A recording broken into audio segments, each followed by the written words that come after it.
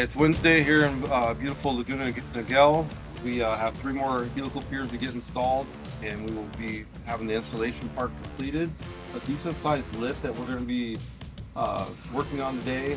We are going to be going on the inside and taking all our before elevations so that we can kind of establish a plan on how we're going to go about achieving this lift. This house has experienced about almost 6 inches of settlement. 5.5, which is darn near 6 inches.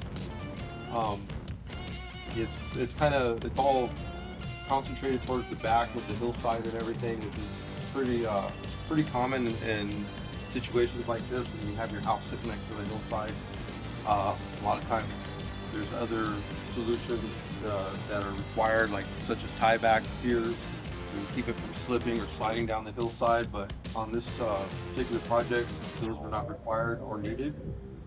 So basically, we're just trying to get the final things together and get ready for this lift. So with this project and many other projects, your settlement doesn't necessarily always occur the same. Like this particular home was initially half the size it is now, and the square footage has been pretty much doubled. So when you're dealing with situations like that, a lot of times shortcuts could have been taken, city inspections could have been avoided, unfortunately, and when things like that happen, the construction process isn't always up to par in a sense.